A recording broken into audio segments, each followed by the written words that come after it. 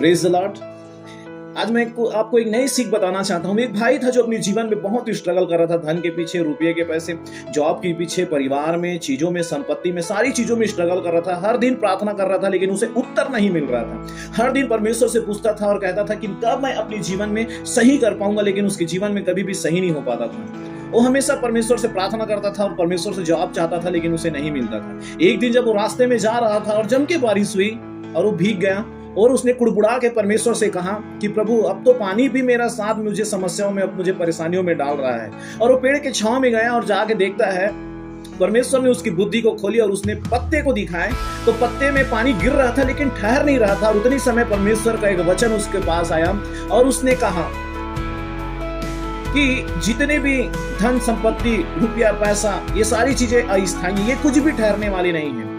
और उसके पास भजन संहिता 103 आया और भजन संहिता 103 में लिखा है कि मनुष्य फूल के समान है और उसकी सुंदरता शोभा के समान है। घास झड़ जाती है, फूल झड़ जाती है और घास सूख जाते हैं, लेकिन जो परमेश्वर के वचन में बना रहता है वो सदा स्थिर रहता है। और उस दिन उसकी आंखें खुली और उसने धन, दौलत, रुपया, पैसा, इन सारी चीजों के पीछे नहीं भागा, परंतु परमेश्वर के पीछे भागा और यही चाहा कि प्रभु, जो तू चाहता है मैं वो अपने जीवन में करूं। और उस दिन उसकी आंखें खुल गई। मेरे प्रियो, इस स्टोरी से आपकी भी आंखें खुले। धन, दौलत, रुपया, पैसे के पीछे ना भागे, परंतु परमेश्वर की ओर भागे, क्योंकि वो आपको उत्तम देने जा रहा है इस समय।